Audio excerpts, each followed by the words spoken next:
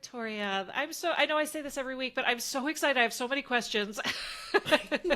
And I love the work you're doing. And I feel like all of the work that you're doing just reads, it's so ADHD, right? With like all of these certifications and all of this stuff, like this patchwork of knowledge and experience that we bring to our work. And you're like, how do I include it all? And how do I get it all out there? And I love, because it's just dizzying. And I think it's fantastic. So let's start where I always like to start, which is when you were diagnosed with ADHD. So I believe it was in grad school, right?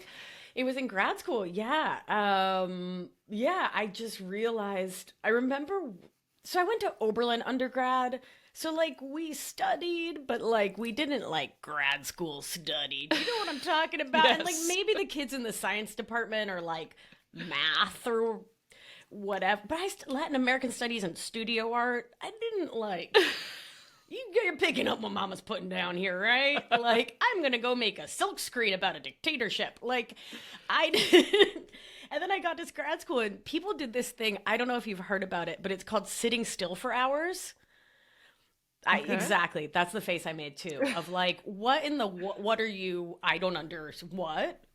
And I was working in the student health center and I like casually said to one of the NPs, like, I'm very confused by how like all these people can just like study stuff they're not interested in. Right. But like my psychology class, I was like getting an A+. I was like boom, boom, boom, boom, boom, like hyper focus because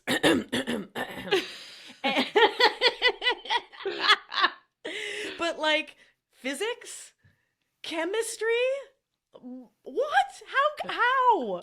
And so I said this to her. She was like, yeah, you know, that's like a thing, right? And I was like, wait, what's a what? And she's like, I've been kind of watching you the last couple months you've been here working, right? And like, as we give you different tasks, you're like hyper focused or wait, what? And I think you should maybe see the school psychologist and just like, I don't know, casually find out if maybe you have an ADHD. And I was like, is that an STI? No, I knew what it was because we all knew what it was. But I'm from the time before it was a thing also. You know what I mean? Well, I've always said I was kind of insulted when my therapist suggested it to me because I was like, really? You think that low? Like I had such a preconception and stigma around what it was that I thought she was essentially telling me, you know, that you are a screw up, right? Like that was sort of how I viewed it, which was, and so my first reaction was always to be sort of like, really? You think that poorly of me that you think I have ADHD? And now I'm like, ADHD, yeah. Champion. No, I get that. I mean, I think for me it was, maybe it's not me, maybe it's my brain. Like there was like a wee glimmer of hope in it while, definitely feeling pejorative and definitely feeling shitty and like, oh, you really think my brain's broken. Mm-hmm. Yeah. That was interesting. A lousy feeling actually. Like when I zoom back to it. Yeah. It's like you've recognized, I think this is actually pretty topical too around codependency, which totally. I want to talk about later, but this idea that it's like, you've seen past my mask, right? You've seen past this facade that I work for, and you've recognized something in me that I've been trying to work past and trying to hide. Right. And so that does feel really vulnerable. Really vulnerable and is like scary in this almost existential threat way, because it's like, well, if you saw through it, who else saw through it? And like, am I like the emperor has no clothes now? Like I am fully decloaked here. Right? Yeah. Yeah. So now, okay. So she suggested you look into it, and then what was happened next? I'm a Leo, and I'm a like either get it done or completely forget about it forever and put it in a doom box kind of gal. So I marched upstairs and knocked on the psychologist's door. I was like, "Hi, so do you think I have an ADHD?" And she was like, "Why don't you sit down?" I like how you say it like it is an STD. Right? I think I caught an ADHD. I caught ADHD. Maybe. I mean, it was called, you know how grad school is. You're in your 20s. You're feeling a little loose. You're in multiple study groups. And,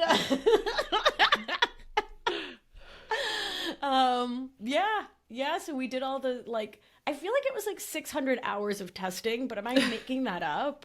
Like, I don't really remember. I remember sitting in her office and feeling incredibly uncomfortable. God, brains are amazing. I remember it was hot and like my legs in shorts sticking to her couch, like there was like a leatherette chair, but I don't remember the middle of it. What are brains? I know, right? Fascinating. It is fascinating. I always say that about books too, where I'm like, I cannot tell you anything about a book I've read, but I can tell you if I liked it. I can tell you when I read it. I can, there's like all of these ancillary facts I can tell you, but don't ask me about the plot. Yeah, who needs plots?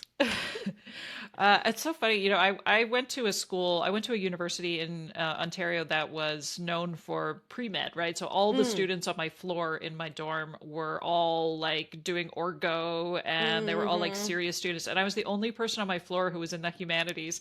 And I was always the one who was like ready to party at the drop of a hat, where it was like the drop of any color hat. Yes. And any so kind of hat.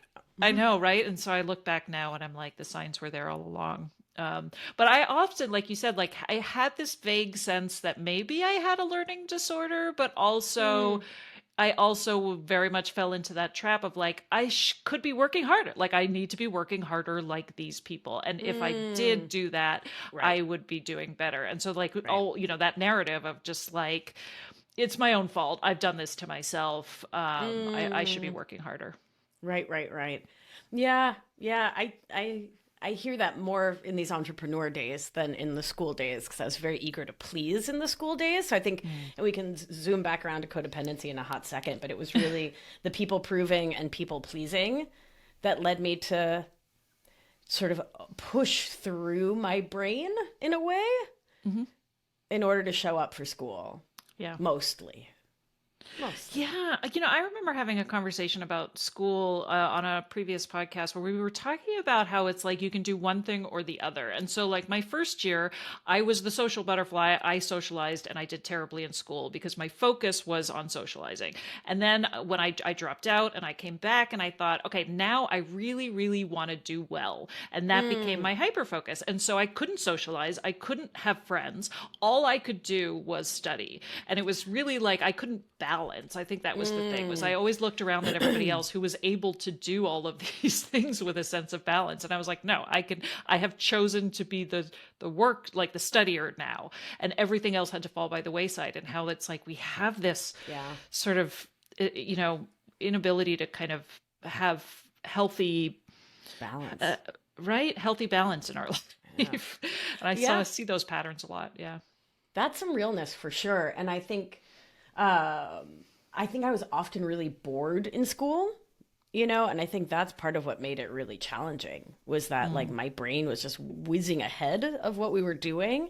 And I didn't have the space, the capacity in my nervous system to hold that energy.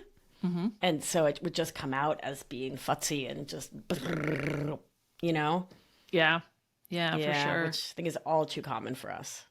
So now, when you were diagnosed, what were some of the things looking back at like your younger life where you felt like, oh, the signs were there all along? Oh my goodness. What's the feeling like I couldn't sit still? Like I just like, even right now, my leg is twitching, like I'm shaking my desk, right? Like, just feeling like I always, that like tactile, like I always needed something sensory to be doing with my paws. And I can definitely look back, and there were subjects where I absolutely excelled because I was hyper focused and hyper focusable. And there are subjects where I just didn't care. And so focusing seemed actually literally impossible because there was just no way to convince my brain that it was worth paying attention to stuff that I don't care about, and now we know why, right? And I definitely felt shame and guilt for that, and like I should be, right? You mentioned all those shoulds, right? Like I should be able to like all the other girls.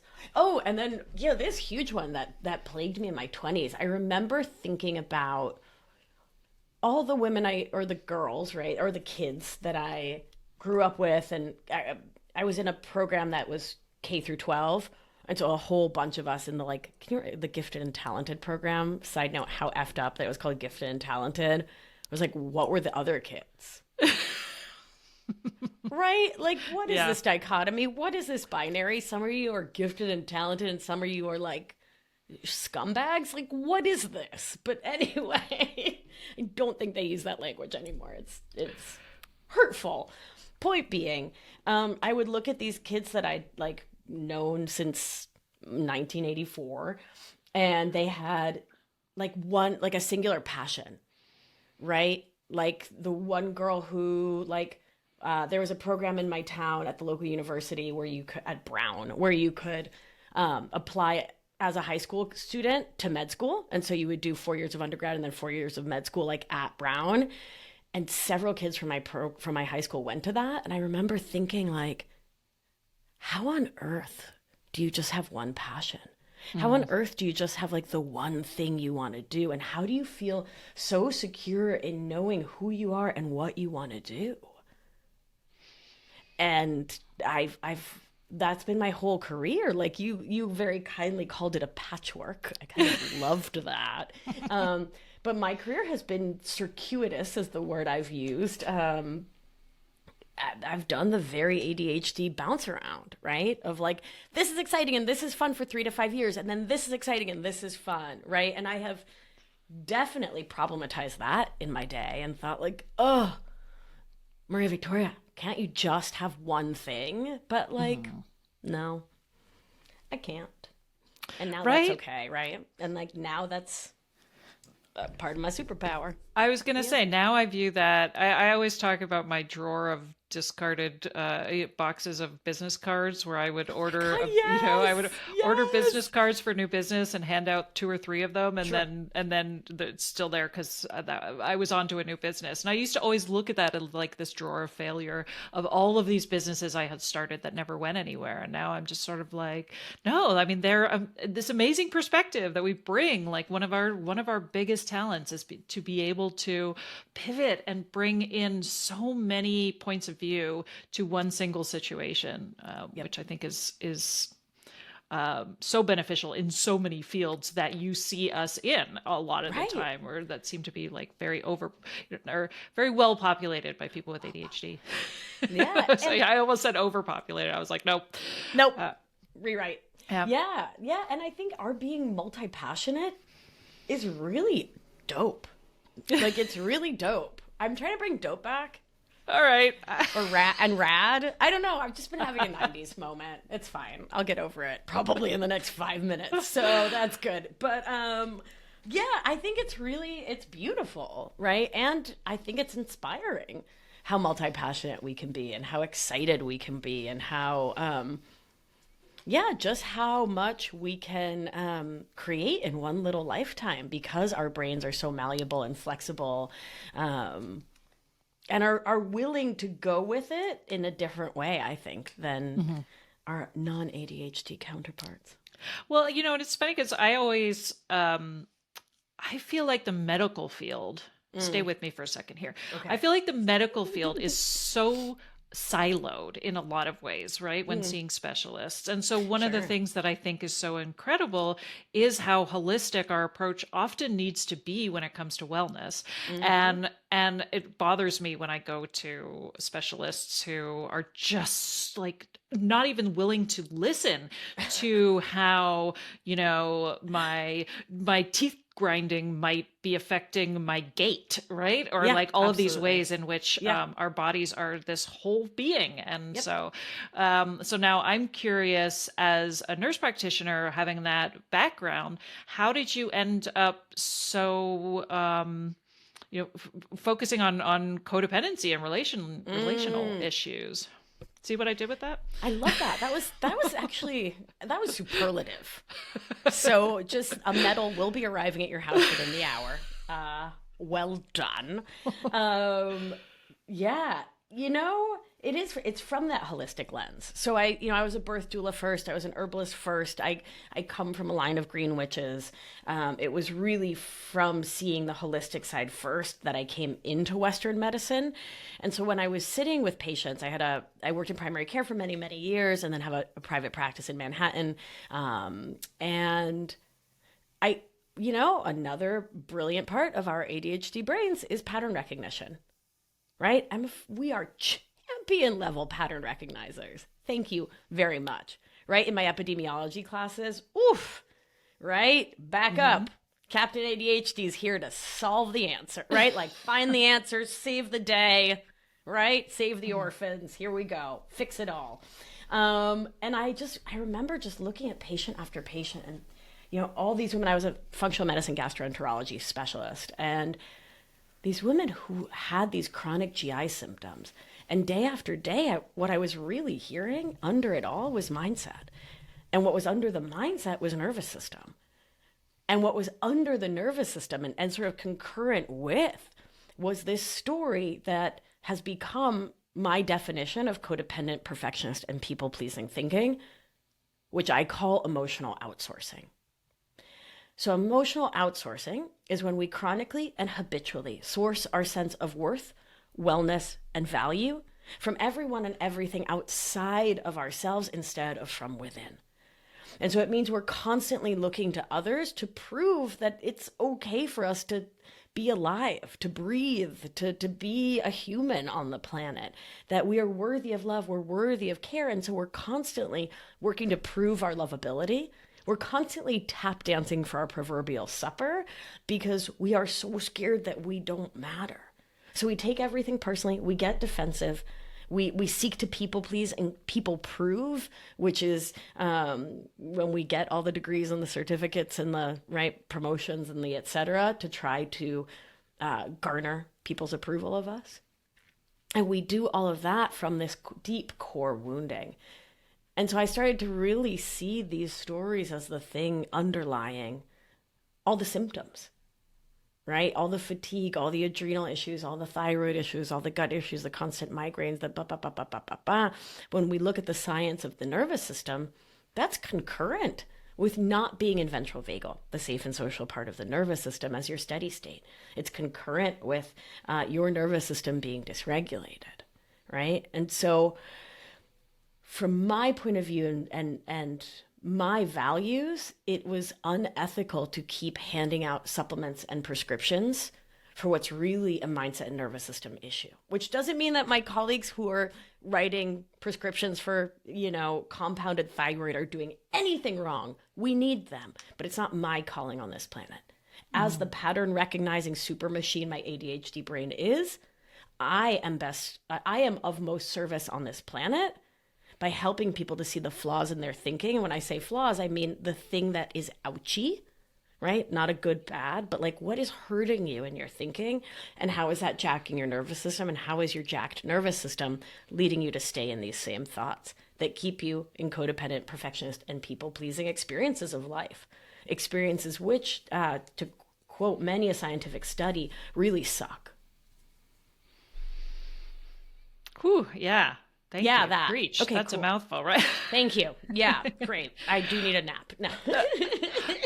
No, well, it's something I feel like it's a theme that gets talked about a lot on the podcast. I certainly am fascinated by it and talk a lot about it in terms of the small t traumas that we experience growing up undiagnosed, and even diagnosed, right? Because there is so much stigma and expectation in terms of fitting in, and how so many of us tend to, use anxiety and rely on anxiety as a motivator. But many of us also, like you said, I love the term people proving, right? It really, I haven't heard that one before, but it's like it falls under that same umbrella of perfectionism and masking and people pleasing, and really what that, or body dysmorphia, like all of this falls under this umbrella of this desire to control how we are perceived.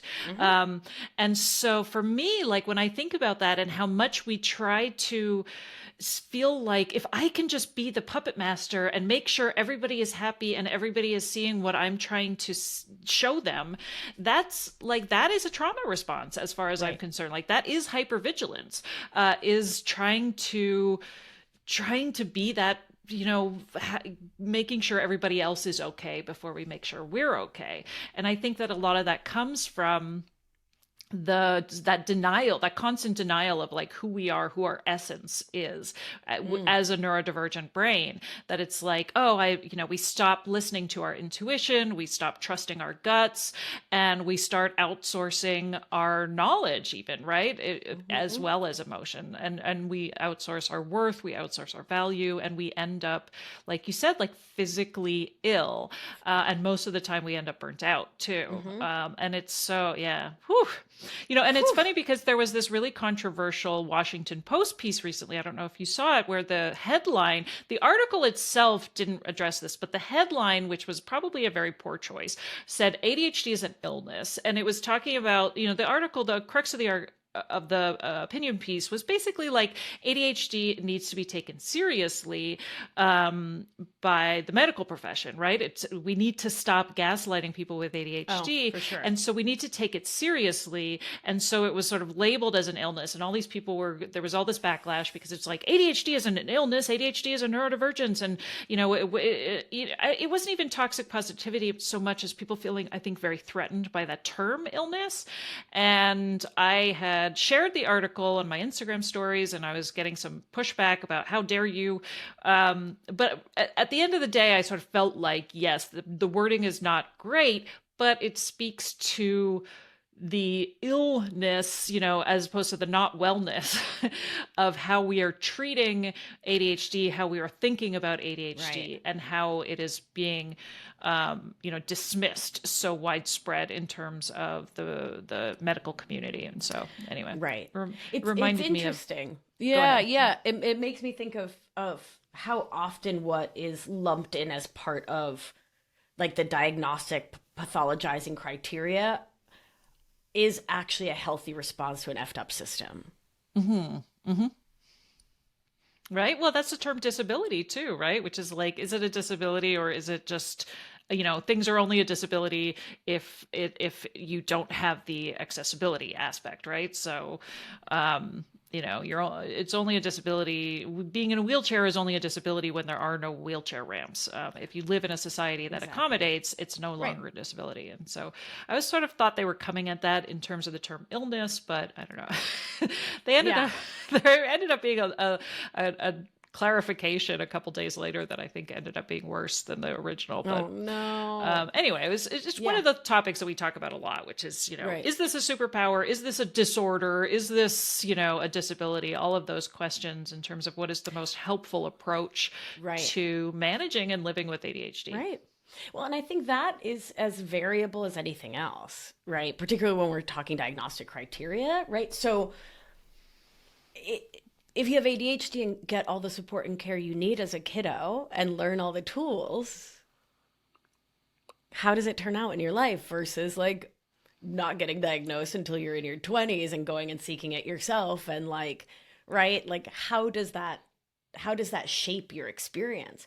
I'll also say that one of the things that has, let me say this carefully. I wanted to say helped with my ADHD, but that is pathologizing, isn't it? One of the things that has helped me to regulate my experience of ADHD.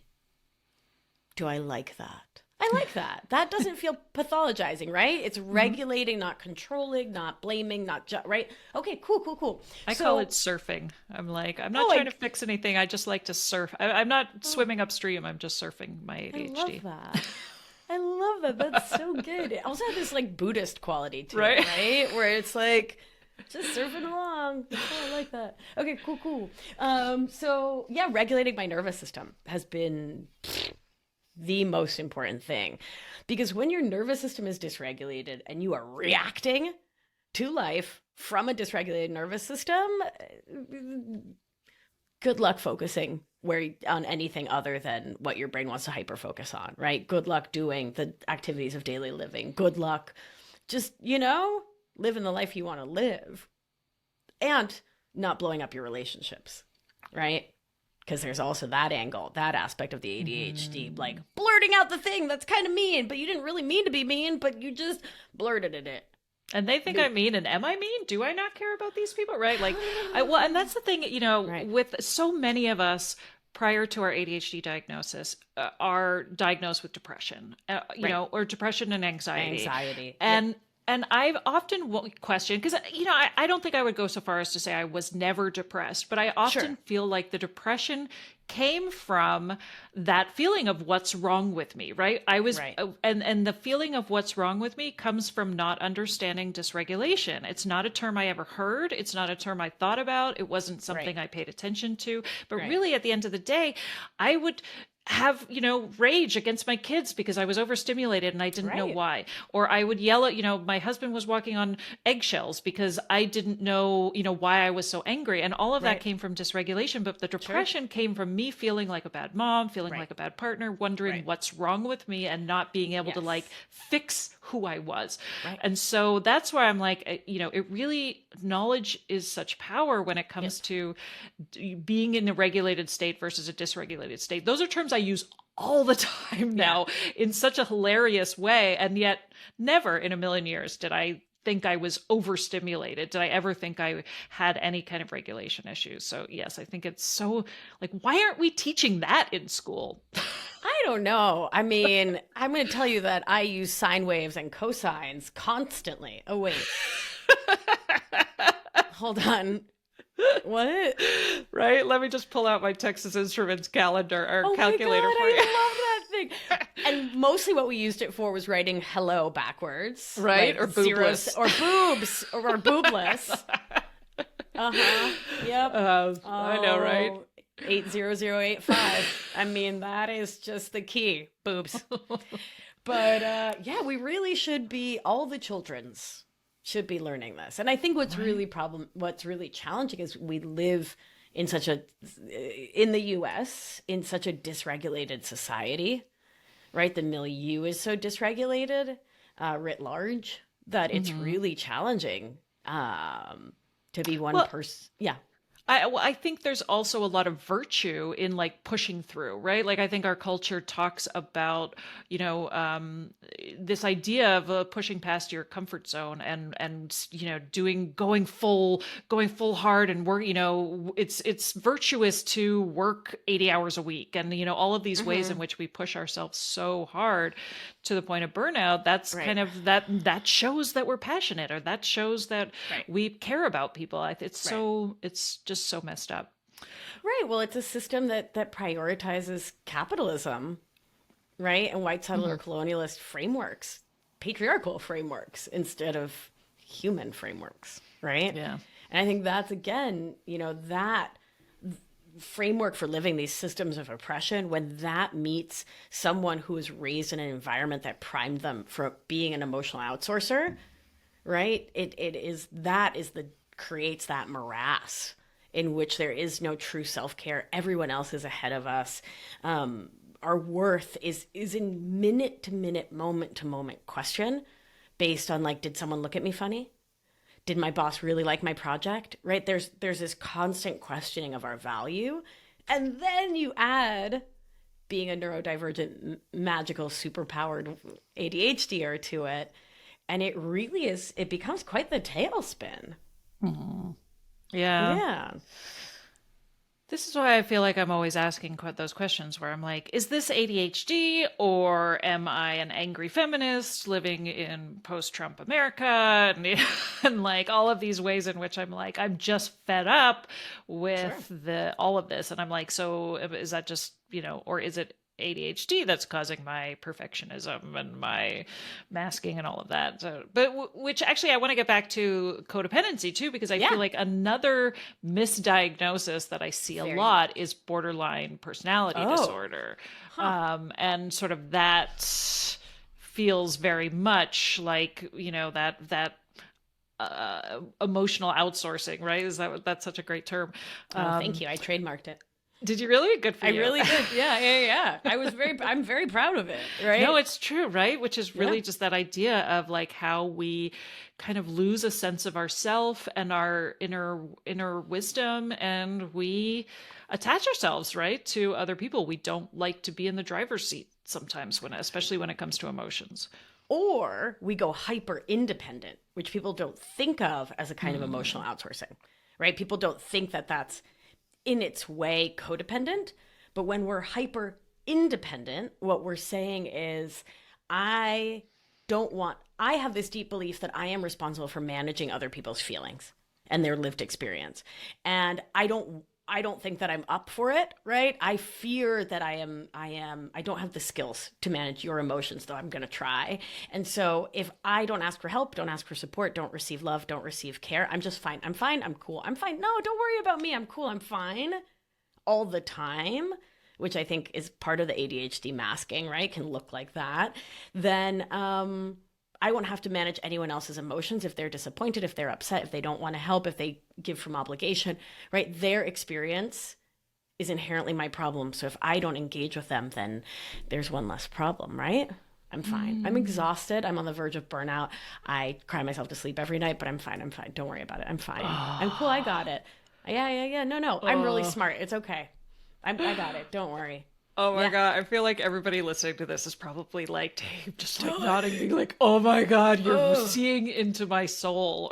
Right. I mean, like, because that started for me when I was a little girl of like, I can't rely on these people, like these tall people in my house to emotionally support me or show up for me. Like they do not have the skills or the tools or the time. And so it's on me, and it is didn't really feel particularly smart or safe to ask them to show up for me. So I'm fine. No, I'm fine. Don't worry about it. I'm cool. See, that's another thing that I feel like we often talk about in terms of support systems, right? And that as women, as girls, we are socialized to be the support system, whereas men are socialized to seek support systems, and have they have moms and secretaries and wives, and so a lot of the time I don't know if I'm gonna butcher this, but you were like, your well-being is my responsibility, deeply. Right? Like I think that's deeply inherent in our socialization. And then a story I've shared before on the podcast, which always I can laugh about now because we've been together for 22 years. But when I knew that I was like really in love with my husband, on his birthday, I wrote him this like really, really sappy note breaking up with him, because I knew that I was like, I'm in really deep with this person, and eventually at some point he's going to see the real me and he's going to dump me and he's going to break my heart, right? And so I was convinced that like I needed to like get out before I was hurt because I was so attached to him. And so I tried to dump him, and thankfully he was like, what are you doing? It's my birthday. We're not breaking up. And he wouldn't accept it, and he sort of saw through that dramatic flair of mine. But it just, I think it speaks to what we're talking about, of that feeling of like, I don't know if I have the energy to keep this up for my whole life, or I'm going to be so heartbroken when you finally eventually discover the real me and dump me, right? And this idea that we always have this like this version, like we always think that we need to be in control, or that it is our responsibility to make other people like us. It's our responsibility to make other people comfortable. And I'm like, where is that coming from? Is that just being female? Is that a neurodivergent thing, or is it all of the above? I feel like, okay, generally speaking, I feel like everything is all of the above, just to like say that plainly. But I think it's growing up AFAB in the patriarchy is like a really solid place to look for that. And then, our parents were boomers, right? Or the silent generation. So our moms were also taught this, but even more hardcore than us, and their moms and their moms and their. So it's this multi-generational mother wound, right? That is created by the patriarchy and keeps us at odds with what the possibility of being a woman really can be. And it becomes this really limited framework right? We're exactly what you were saying. We're everyone's guardian, everyone's caretaker, everyone's gatekeeper, right? And never fully showing up for ourselves. Because, like, who's got the time? Right? Or the energy? Yeah. Well, and I feel like it's such a leap of faith too, right? When it comes to boundaries. And I think that's one of the things I work on with my clients a lot, which is like, you just have to trust that if you put yourself first and you say no, it's going to manifest the life you've been trying to get this whole time by putting yourself out there and being everything for everyone and burning yourself out. But it's a real leap of faith. I don't know how you deal with I don't know how you kind of coach your clients out of that mentality of emotional outsourcing. Well, we mindset doesn't come in for quite a while for me. So we start with the body. We start with somatics, and we start with really learning to map the nervous system every single stage of interactions, right? So your partner asks you to do a thing. Where's your nervous system? Right? What state is your nervous system in? What are you experiencing somatically? Right? Are you in a little bit of adrenaline? Do you feel that edge? Right? Because we've already done work where we've gone into sympathetic and felt what that feels like in a safe container and come back to ventral and gone into dorsal, the retreat, check out, disconnected part of the nervous system and come back to ventral. We've done that. We've mapped that, right? So now we bring it to real life, right? They ask you to do something. Does your breath catch a little bit? Does your diaphragm now have to hold your spine up because your breath is up here because you went a little sympathetic and you're leaving yourself? Okay, great, perfect, beautiful, mapped it. We've got it. Now let's bring you back to self into ventral vagal, right? We use a tool from Strozzi.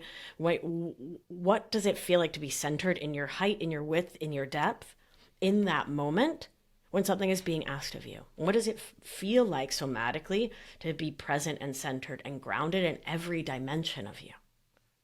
And from there, how can you source safety for yourself from yourself first? And then, because we're not out here for more rugged individualism, we're not out here for more siloed healing, how can you co-regulate your nervous system if that is possible, right? Can you turn to your partner and share what's real, right? And if you can't yet, that's cool. We'll get there.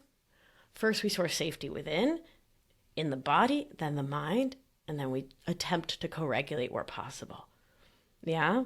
And so sometimes if that's not talking to your partner, is there a plant around you can talk to? Is there a pet around? Is there a children whose little tiny head you can smell? Right? Like, right? Whose weight can support you? Is there a chihuahua? Because there's a grumpy one at my feet wearing diapers. And he's a bastard and I love him. Right? So how can you source and resource what you need to feel as safe as possible so you can ask not your mind, but your body what the next right step is for you? I love that. Yeah. It's pretty rad. It's a pretty rad process because it really, after, when was Descartes, right? Like we kind of, this mind-body dualism has been around for a hot minute. And so it really returns primacy to the body in a world where cognition has become everything, much to our, I don't know. I don't think it's much good for us, says an incredibly overeducated woman. Well, and I think that is one of the unwitting side effects of a diagnosis, even though it's funny because, and I talk a lot about how one of the things that's so amazing about a diagnosis of ADHD or a diagnosis of autism in adulthood is the fact that we don't view it as pathological at all, right? This is such clarity. There's so much information. And so it really does kind of flip the script with a lot of this stuff. And so once we start paying attention to, and paying attention is not something we've been historically very good at because we're in a constant state of overwhelm. So it's like, once you get to a point where you can start paying attention again, then you start listening to your intuition, you start listening to your gut, you start saying, this doesn't serve me, or this is what I want to go after, right? And then your intuition becomes so much stronger when it comes to so many people and jobs and decisions, right? It's just like this tool that you never had before in your toolbox becomes so much more louder and sharper, or whatever tool metaphor. But, you know, it's like, I think people don't, it's so wonderful to watch that, grow, and you know, where you're not expecting it from an ADHD diagnosis, because most people are like, oh, I finally know what's wrong with me. And you're like, no, you finally figured out what's right. What your superpower and your magicalness is. Yeah.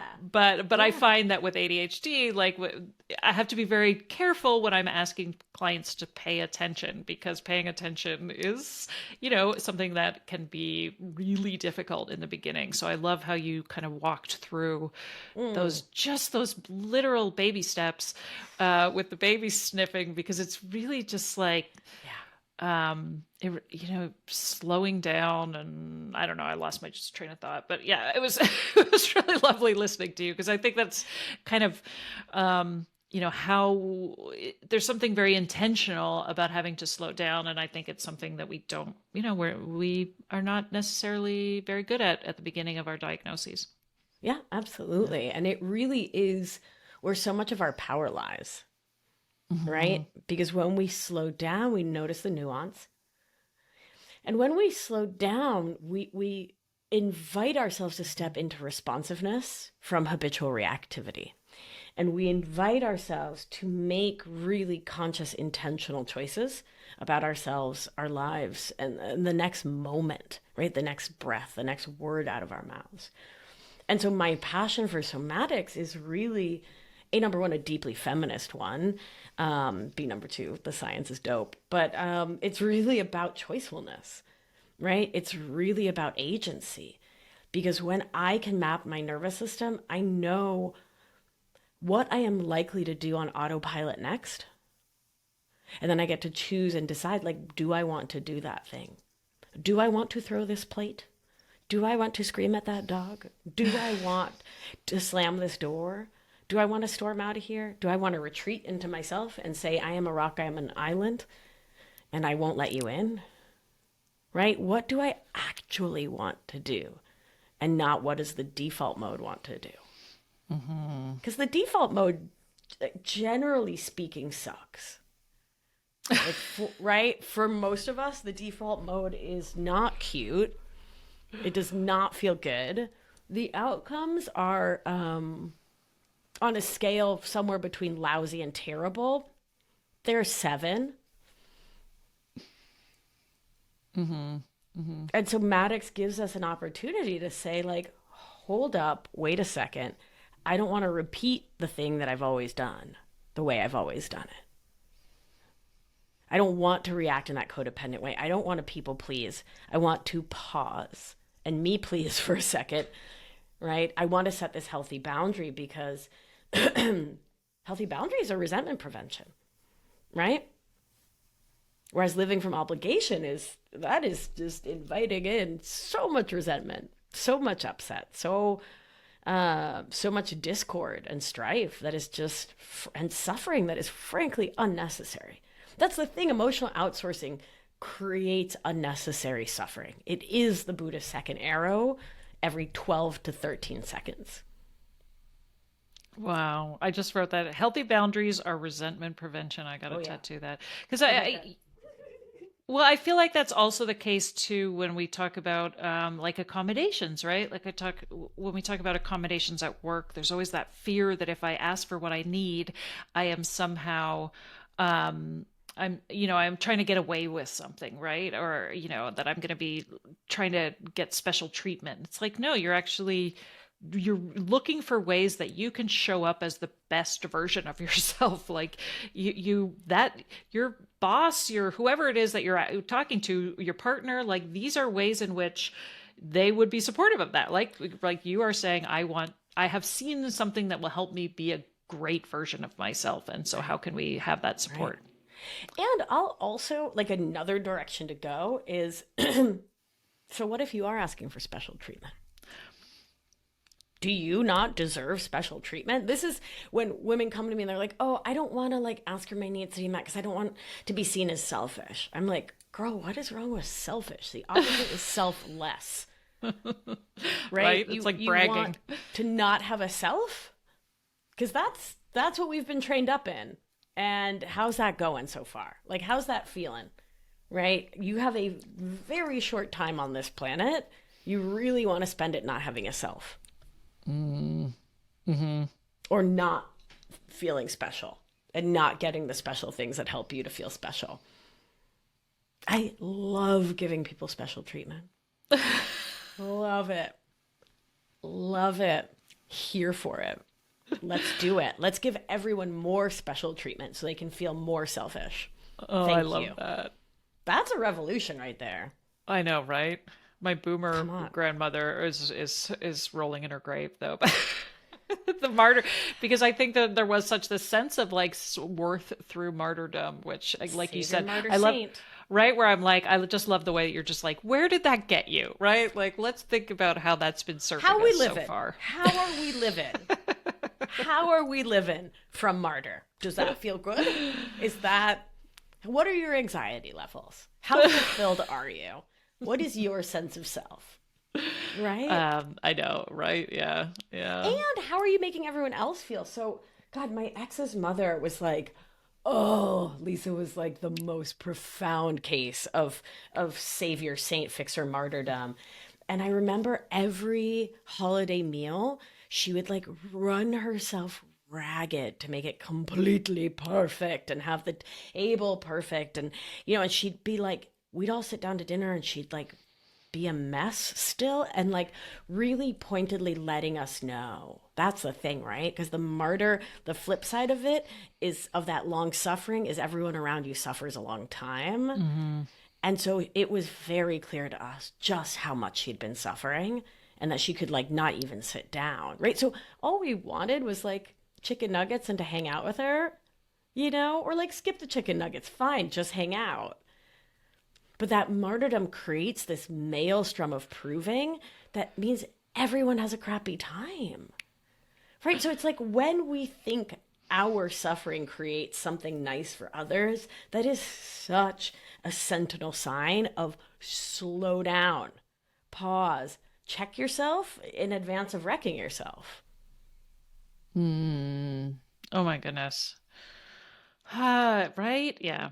But yeah. I think it's also, like you said, I think it is absolutely essential to bring in support where you can find it because it's not something you're going to figure out. It's not something you should have to figure out on your own. And I think that comes back to that idea of like, we feel a lot of pressure to figure things out on our own instead of asking for help. I think that's kind of like you were talking about before, where like pulling away, right? Which is like distancing ourselves from support even yeah. Oh my God, I feel like I could talk to you for hours. Thank you. Well, let's do another episode. That'll be fun. Seriously. We'll do it again. Yeah, no big deal. I'm here.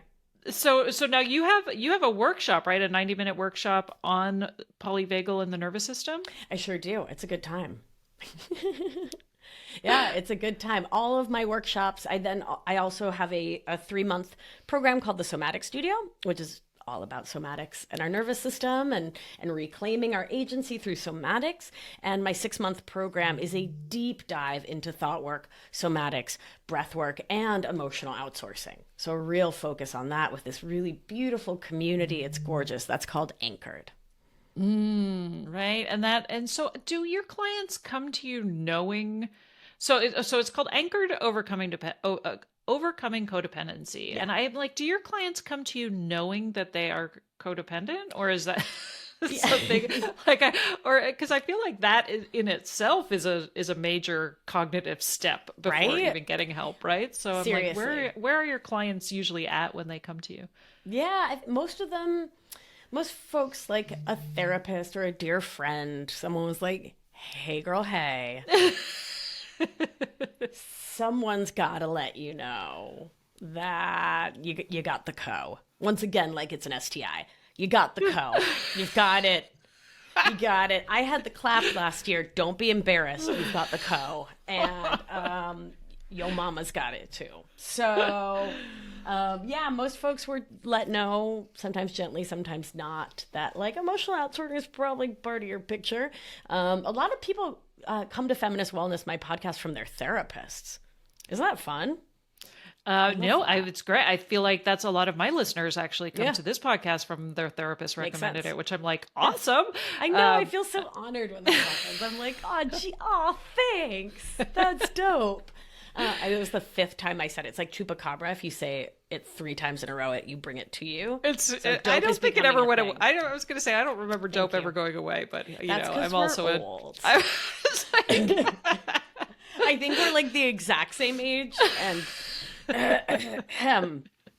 anyway, so yeah, most people sort of have this inkling. What's really cute, folks, it's a program Anchored you applied to, and we always have a conversation because the safety of the container is really important to me and making sure it's the right energetic blend. And we're together for 6 months. Like, I take it who's in the program very, very seriously. So I meet with folks first. And what's really cute to me is when people are like, I just don't know if I'm codependent enough to be in the program. Like, what do you think? Do you think I'm codependent enough? And I'm like, oh, sweet baby teddy bear. Listen, we start on Thursday, and let's get you signed up there. Okay?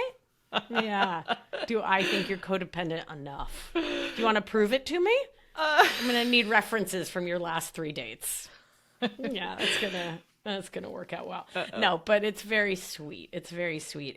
It's a wonderful good time. But people sort of come to see even deeper levels of their own codependent thinking as we move through the course. Like, it's constantly in the online community. It's like this constant. Module 4 felt like a complete attack on my personhood. It was right. Like, damn it! I didn't know I did that. Oops. So it's fun. Oh my God, I love it. Well, I would say the Feminist Wellness podcast is a great place to start in terms of just getting to know you and your amazing philosophy and approaches, and all of the kind of holistic value you bring to so many topics. It's an amazing resource. So thank you for that. You've been doing that for longer than you've been doing that since 2019, right? Yeah. Yeah. That is time. Right? I know. I have like 220 episodes. Next week is 222. Oh, wow. Wild. Congratulations. That's amazing. Thank you. I survived. Yeah. 222 episodes. Wow.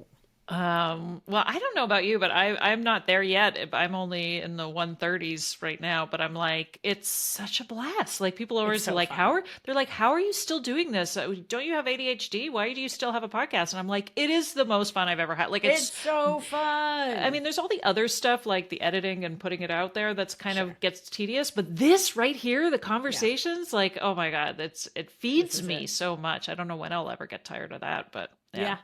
I love it. Yeah. Okay. So now I'm going to ask you kind of how people can find you beyond the podcast. But I love to ask my guests if you could rename ADHD to something else. Would you give it another name? Did you think about that? Francine. No, just kidding. Margaret. I didn't. So here's the thing about my ADHD. I don't actually read questions before interviews because then I'll like micro-focus. Right? I'm always surprised that people do because I'm always like, I could never come up with one. No, right? Never. No. Oh my God. That is a terrible option for my brain. No. Because then I'll pre-write a paragraph or 12. So anyway, what would I rename ADHD? Yeah, because it's not. I mean, there's a whole VAST thing that's already a thing. Yeah, I don't know. My problem with VAST. I mean, I think it's great, but I don't like the fact that it's just you can't Google it, right? Because I feel like so much about ADHD is I think I have ADHD, and then you Google it, and then you fall down the rabbit hole, and then you're hyper focused on researching, and your whole life flashes before your eyes. So I'm like, VAST is great, but you still have to Google ADHD. Like, you'll never just be able to Google that. So that's my only complaint about it. Yeah. But I think it's a good maybe stab. It'll take off, though. Yeah, maybe. I mean, I definitely like getting rid of the term disorder. Yeah. And the concept of hyperactivity. Right? Yeah, I had I was William Dodson, who is a psychologist and expert on ADHD. He calls it hyper. Oh gosh, what is it? Oh, why am I not thinking about it? I've talked about this before. Hyperarousal. That's what he said. Instead of hyperactivity, he calls it Right. hyperarousal. And I Yeah. love that phrase because Yeah. I'm like, I feel like that speaks to so much of the emotional DSM, or not the DSM, the default mode stuff, Yep, right? That's exactly. hyperarousal. So Yep. yeah, I kind of like Yeah. that term. I like that. Yeah, Right. it gives it a broader, it also creates more of a spectrum around it versus it being like the one thing kind of vibe. Yeah, right. And that's the other thing I think that I often complain about is that it's this sort of it's diagnosed based on its deficiencies, based on the deficiencies, whereas something Right. like where autism is just, much more person first and it's Right. much more of an identity. And so Right. I'm like, why I think that's why so many of us embrace neurodivergence Right. as opposed to ADHD, because it's really sort of it's not something you catch at a party. Fingers crossed. Who knows how we got it? I don't know. I love it. Well, oh my goodness. Well, thank you so much. This has been so Oh, it's such a wonderful. blast. I feel like I'm like, how am I going to put a headline? This is my hardest thing is how do I put a title on these episodes? Because I'm like, what didn't we talk about? But so in addition to the Feminist Wellness podcast, which I will have a link to, how can people reach you and how can they find you and work with you? Yeah, so you can follow me on the gram. I give good gram at Victoria Albina Wellness. It's true. I give good gram. And I have a special treat for your listeners. Ooh, who doesn't love a special treat? Well, I mean, fools. Fools. Do you know that fools have no interest in special treats? They're like, oh, is it just for me? Is it an absolute delight? I don't want it. Thank you, though. This special treat is if you head over to victoriaalbina.com/women and ADHD. And we wrote it all out, AND, because that's what we did. Women and ADHD. There's a set of meditations, nervous system orienting exercises, and other delights just for your listeners for free. victoriaalbina.com/women and ADHD. You can just go That's download it. awesome. Is that I fun? will definitely have that link in the show notes. Yeah. And just listening to your voice today, I'm like, God, I wish I had meditation recordings of you. Oh, now you do. My meditation teacher voice is a little more like this. And then there's my NPR voice. I know, right? I feel like you slip back and forth in your podcast too. I do. It's so funny. All of a sudden, I'm in an NPR voice. Yeah, and then the slam poet comes out, 'cause, right? the 90s, Yeah, and the public speaker, and yeah, for sure. Oh, that slam poet voice from the 90s. That's like that's a whole mood. Before there was vocal fry, there was slam poet voice. God, we were doing this bar workout the other day, and then goes, and dip, and dip. And I was just like, oh my, wow. Oh, It's pretty amazing. It was a good time. Thank you Awesome. for having me. Yeah, thank you. This has been so great. I was This really was looking super forward fun. to this. Yeah, You did let's not do it again. disappoint. You give good I'm so pod. glad. Perfect. Because my value depends on you liking me. Wait a second. Shoot. That fell apart. Damn it. Oh my goodness. All right. Good Well, times. thank you. Okay, bye. Okay. Thank you.